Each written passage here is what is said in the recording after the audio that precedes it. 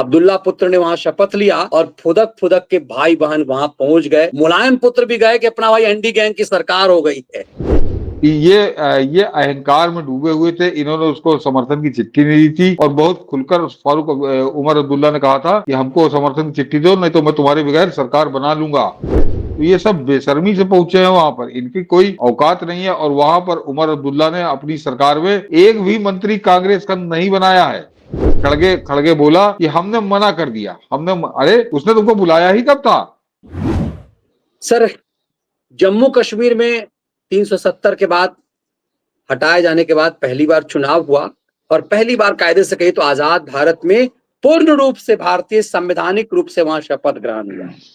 अब्दुल्ला पुत्र ने वहां शपथ लिया और फुदक फुदक के भाई बहन वहां पहुंच गए। मुलायम पुत्र भी गए कि अपना भाई एंडी गैंग की सरकार हो गई है। कहते हैं ना कि दाल भात में मूसर चंद बरने ये पहुंच गए थे। बड़ी जलालत हुई है वहां पर, जरा देखिए इनको कि क्या जलालत इनकी हुई है। भाई बहन दोनों फोटो खिंचाने पहुंच गए और कहते हैं कि अब वहां पर इनकी कोई अहमियत ही नहीं दी गई। पूरा एंडी गैंग जो है वह अपना शक्ति प्रदर्शन करने गया था। पीछे भी कई जगह इन लोगों ने शक्ति प्रदर्शन किया था। नहीं, इससे पहले मनीष जी जो ये करते थे तो 30-40 नेता खड़े हो जाते थे मंच पे, मंच छोटा पड़ जाता था, कैमरे का फोकस छोटा पड़ जाता था कि एक साथ कैसे ले। और आज की तारीख ये ऊपर वाली जो है देखिए वो पुरानी फोटो है, लेकिन ये जो बगल में फोटो है ये इंडी गैंग कहाँ है इसमें मनीष जी? एक अखिलेश यादव है, दूसरा वो दोनों एक ही दल की हैं। एक तरह से कनीमोजी है और सुप्रिया सुले है, और इन्होंने अलग फोटो खिंचाई है। ये इंडी गैंग के नेता एक साथ खड़े होकर फोटो भी नहीं खिंचा पाए या खींचने नहीं दी गई। ये घूम घूम के दौड़ दौड़ के फोटो खिंचा रहे थे, कहीं अब्दुल्ला के साथ कहीं किसी के साथ। तो आज इनको बिल्कुल औकात बताई है फारूक अब्दुल्ला ने, और ये बहुत बेहतरीन काम है मनीष जी। ये फोटो तो खैर छोड़ दीजिए कि ये अहंकार में डूबे हुए थे। इन्होंने उसको समर्थन की चिट्ठी नहीं दी थी और बहुत खुलकर फारूक उमर अब्दुल्ला ने कहा था कि हमको समर्थन की चिट्ठी दो, नहीं तो मैं तुम्हारे बगैर सरकार बना लूंगा।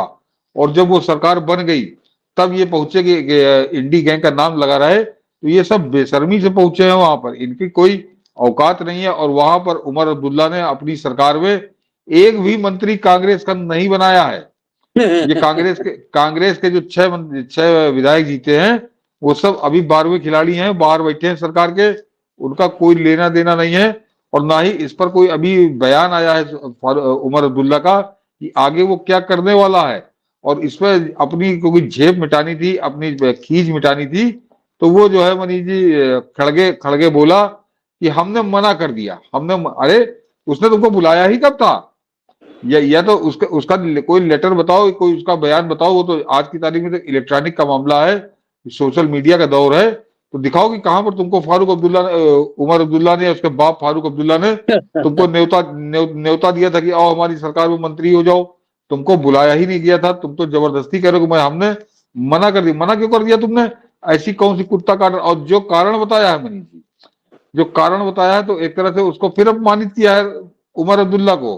कारण बताया है उसने कि क्योंकि वहां 370 हट गई है और अभी पूरा स्टेट का दर्जा नहीं है, तो हम विरोध स्वरूप सरकार में शामिल नहीं हुए। तो इसका मतलब उमर अब्दुल्ला बड़ा खुश है 370 के हटने से और स्टेट न मिलने से। तो ये पूरे परिवार का बड़ा बुरा दौर शुरू हुआ है। और मेरे ख्याल से ये जो कश्मीर का घटनाक्रम है, ये अपने आप में बता रहा है कि ये परिवार अब पतन के पाताल में पहुंच रहा है।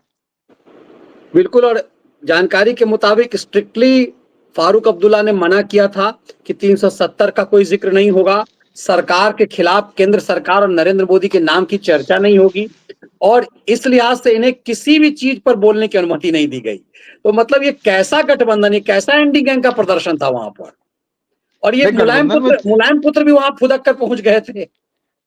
ना ये तो खैर कहीं चलो कश्मीर घूम लेगा, बाल बच्चों के साथ गया होगा अपना, तो एक दिन घूमेगा कश्मीर, और कश्मीर टहल के आएगा। यहाँ कौन सा इसकी खेती कट रही है, ये कौन सी सरकार चली, इसके पास कोई काम धाम तो है नहीं।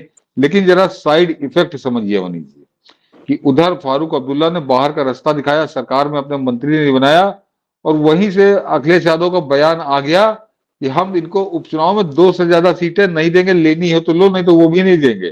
तो एक तरह से वहां पे उसने देखा कि इनकी औकात तो ये है। तो उसके बाद अखिलेश यादव ने भी इस परिवार को आईना दिखाया कि 2 सीटें लेनी हो तो लो।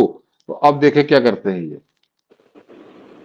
मतलब इसका मतलब, और कई जगह तो अब गॉसिप यह भी हो रही है, कमाल की बात देखिए कि जो लोग ताल ठोक रहे थे कि जो फारूक अब्दुल्ला कह रहा था कि अब हम पाकिस्तान नहीं, हम चाइना से मदद लेंगे 370 हटने पे, अब ये चर्चा चल रही है कि क्या मोदी ने फारूक अब्दुल्ला को बता दिया था, फारूक अब्दुल्ला को पता था 370 हटाया जाएगा।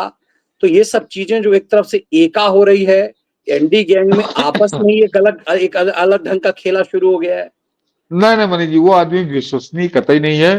वो एक बिगड़ा हुआ बड़े बाप का लोफड़ था वो, क्योंकि उसका बाप मुख्यमंत्री था। वो भी वो इनकी तरह था नहीं कि जैसे हमारा नवा फेल या पांचवा फेल की बात होती है। तो वो पढ़ा लिखा था और उसके बाद उसने इंग्लैंड में जाके डॉक्टरी पढ़ी। और आपको ताजुब होगा, पता नहीं कितने दर्शकों को ये मालूम है कि नहीं, कि 1965 में इंग्लैंड में ही वो बस गया। उसने भारत की नागरिकता छोड़ी, वहां भी अंग्रेज औरत से शादी कर ली और वो वहीं पे ब्रिटिश नागरिक हो गया था। और 1965 से 1975 तक वहीं रहा वो। तो वो तो हिंदुस्तान बहुत पहले छोड़ चुका था, लेकिन उसका बाप को उसको लगा कि मेरे लड़के को विरासत मिलनी चाहिए, तो उसने 1975 में बुलाया। फिर वो लौटा और क्या हुआ, तो वो आप फारूक अब्दुल्ला के राजनीति से हटकर अगर आप किस्से पढ़ेंगे तो आपको लगेगा कोई आवारा टाइप का, जैसे बड़ा रईस घर का लड़का हो, आवारा टाइप का है जिसको हर तरह का शौक है। वो सारे शौक फारूक अब्दुल्ला के अंदर थे। और वो आज भी, अब तो खैर बुढ़ा हो गया तो क्या करेगा, लेकिन जब तक उसके बदन में जान रही वो करता रहा। तो वो उसको कोई गंभीरता से कहिए कि लेता हो, तो उसको गंभीरता से भारत की राजनीति में कोई नहीं लेता। जो गंभीर नेता रहे जो पिछले 30-40 साल के अंदर, उसकी केवल इतनी प्रासंगिकता है कि वो कश्मीर घाटी की जो 2-3 सीटें हैं वो जीत के आ जाता है, तो उसको उसी हिसाब से कीमत मिल जाती है। तो वो 370 हटाने वाले और किस तरह से वो हटी थी, इतनी गंभीर बात कोई प्रधानमंत्री मोदी उससे कहेंगे या उससे डिस्कस करेंगे? ये सोचना अपने आप को धोखा देना है, सबको मूर्ख साबित करना है। उसको कोई साधारण सी बात भी नहीं बताएंगे प्रधानमंत्री मोदी। तो वो उसको क्या करना था उसके बाद, वो जिस तरह से कि अब हम चीन से मदद लेंगे, उसने मांगी मदद कि मैं चीन से कहूंगा, खुलेआम कही। लेकिन उसके बाद किया क्या उसने? कई बार वो चीन गया और कई बार उसने चिट्ठी लिखी, कुछ नहीं किया उसने। उसको वहां जरूरत थी, वहां पे वोट चाहिए थे वहां के लोगों के, और वो उस हिसाब से वो बोलता है। मैं कई बार बता चुका हूं कि जम्मू में अगर इसका रूप देख लीजिए तो आपको लगेगा नहीं नहीं ये घाटी वाला फारूक अब्दुल्ला है। जम्मू में रामायण का पाठ करता है, भजन गाता है, बड़े बड़े फिल्मी जो गीत है भजन वाले वो सब गाता है। तो वो आदमी नाटक करता है और वो जीवन का आनंद ले रहा है। और इसीलिए उसने कांग्रेस को मारी लात कि बड़ी मुश्किल से सत्ता मिली है। 5-10 साल के वनवास के बाद 2015 में गई थी उसके पास से सत्ता, और अब 2024 में पाया है। तो संभवतः अब उसका तो जीवन के बचा नहीं। लड़के को उसने समझाया होगा कि जैसे मिल रही, जितनी मिल रही उसको ले लो, नहीं तो फिर हमारी तरह तुम्हारी भी जीवन गुजर जाएगा। तो वो दोनों बाप बेटे कुछ नहीं बोलेंगे, वो कभी कभार डायलॉग मारते रहेंगे। और कांग्रेस को उन्होंने बाहर से रास्ता दिखा दिया है, क्योंकि उनको मालूम है कि यही यही खलबंडल करने वाले लोग हैं, यही उल्टा सीधा लोग बोलने वाले लोग हैं। या जरा ध्यान दीजिए मनी जी, जिस दिन से कश्मीर का रिजल्ट आया है उसके बाद से आज 8 तारीख को रिजल्ट आया था, आज 24 तारीख है, यानी 16 दिन हो गए। 24 कह रहा हूँ, आज तो 17 तारीख है, तो यानी 9 दिन हो गए। लेकिन फारूक अब्दुल्ला या उसके लड़का उमर अब्दुल्ला, दोनों बाप बेटों ने एक भी शब्द, कोई अपशब्द नहीं बोला है, कोई बदतमीजी नहीं की है, कोई असददी भाषा वो नहीं बोले हैं प्रधानमंत्री मोदी के लिए। जब भी बात कर रहे हैं बड़े सम्मान से कर रहे थे। उनको जमीनी हकीकत मालूम है कि वहां पे वोट क्या भाषा बोल के मिलती है, वो भाषा वो बोलते हैं। लेकिन उसके बाद उनका उनका राजकाज कैसे चलेगा 5 साल, ये भी वो बहुत अच्छे से जानते हैं। और खासकर तब जब प्रधानमंत्री मोदी जैसा प्रधानमंत्री बैठा हो तो वो ठीक ठाक है। और इसीलिए आज आज मैं और बता दूं मनीष जी कि ऐसा नहीं है कि फारूक अब्दुल्ला वहां पर 1-2 मंत्री बना सकता था कांग्रेस का, ऐसा नहीं है कोई। लेकिन उसने क्यों नहीं बनाया? एक तो उसने एक कांग्रेस का वो मुसलमानी चरित्र बताया कि उसको जरूरत थी जम्मू के कोटे से जो उसको मंत्री बनाने थे, वो उसको हिंदू चाहिए था ताकि उसकी सरकार सेकुलर दिखे। तो इनके 6 के 6 मुसलमान जीत के आए हैं पिछली बार। डिप्टी सीएम हिंदू बनाया है। वही बता रहा हूँ। और ये जो है इनके पिछली बार भी जो 9-10 जीत के आए तो सब मुसलमान इलाके से सारे मुसलमान जीत के आए थे। अब की भी 6 मुसलमान जीत के आए थे। तो मुसलमान विधायकों का अचार डालेगा क्या? मुसलमान तो उसका 42 जीत के आए हैं, सब मुसलमान है उसके। तो उसने कहा कि तुम्हारी कोई जरूरत नहीं है। उसने जम्मू से जो है एक डिप्टी सीएम बनाया जो हिंदू है, और इनको दिखाया बाहर का रास्ता। तो बाहर का रास्ता जो मैं कह रहा था, बाहर का रास्ता सिर्फ इसलिए दिखाया है कि प्रधानमंत्री मोदी को उसने बिना कहे एक मैसेज दिया है कि इस परिवार की हमारी आंखों में क्या औकात है। तो अब ये कहते रहे गाते रहे, अब देखिए कब होता है क्या। बिल्कुल, मुझे याद है ये बात आपने उसी दिन कह दिया था जिस दिन चुनाव परिणाम आया था।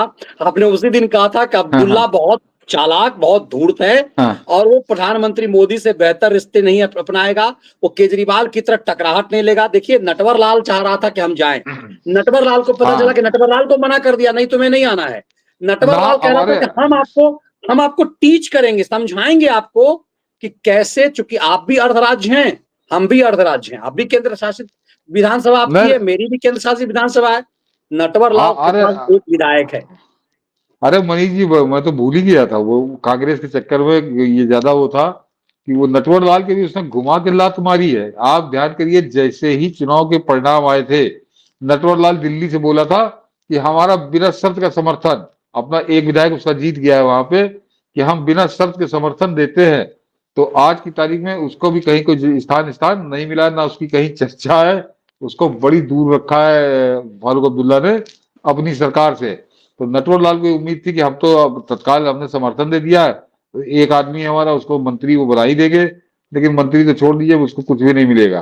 तो वो मैंने कहा, बाप बेटे पिछले शेख अब्दुल्ला के बाद मरने के बाद से वो यही खुराफात करके ऊट पटांग करके वो जीत रहे, सरकार उनकी चलती रही है। तो वो बहुत बेहतर जानते हैं, और खासकर इन चेहरों को तो बहुत अच्छे से पहचानते हैं, चाहे वो कांग्रेस के हो और चाहे नटवर लाल हो जो 2011 से दिल्ली में है।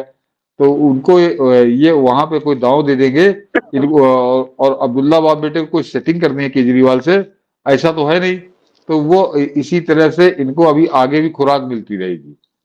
मतलब नटवर लाल को पूरी तरह से वहां दाल नहीं गलने देना। नटवर लाल जो सोच रहा था कम से कम इस बहाने डल झील पर अय्याशी करेंगे, जाएंगे परिवार के साथ मौज मस्ती करेंगे, क्योंकि एक विधायक तो हो ही गया है। नटवर लाल को वो स्थिति में भी अब्दुल्ला नहीं रहने देंगे, क्योंकि वो टिकट वो वो वो मोदी की टिकट आंखों के किरकिरी नहीं बनना चाहेंगे। वो टिकट ब्लैकिया भी पहुंचा था। कहीं आपको दिख रही फोटो उसकी? कहीं नहीं दिख रही। वो कहीं एक आध उसने जबरन खिंचवा ली फोटो, अन्यथा उसको भी 12वें खिलाड़ी की तरह बाहर ही रखा है कि बस तुम आ गए तो चलो बैठो। अन्यथा उसको भी कहीं कोई महत्व आपको मिलता नहीं दिखाई देगा। फारूक अब्दुल्ला, शेख अब्दुल्ला, मैं तो इंटरनेट पर ढूंढ रहा था, उसकी फोटो मुझे नहीं दिखाई दी बनी। तो उसको ये समझ लीजिए कि वो दोनों बाप बेटे बड़े मजे हुए हैं, और उनको अपना राजकाज चलाना बाकी जाए चूल्हे में। और जो सबसे मतलब आपको लग रहा है और इतनी जो जलालत के बाद भी कांग्रेस अब्दुल्ला के चाटने के लिए तैयार रहेगी, एकदम बिल्कुल लटकन बन करके? और चारा ही क्या है मनीष जी, और चारा ही क्या है उनके पास? अब कुछ बचा ही नहीं है। तो एक तरह से वो हंस हंस के फोटो खिंचा रहे हैं, और वो कुछ ना कुछ बयानबाजी करते रहेंगे, लेकिन उससे कोई फर्क पड़ने वाला नहीं है। इससे कुछ फर्क नहीं पड़ा। इसीलिए जम्मू कश्मीर के इस चुनाव परिणाम के बहुत दूरगामी मतलब है। और ऐसे भी बाप, ये सब तो ईडी के चक्कर में भी पड़े हैं, मनी लॉन्ड्रिंग का केस भी चल रहा है, तो अब्दुल्ला का तो गला ऐसे ही फंसा हुआ है।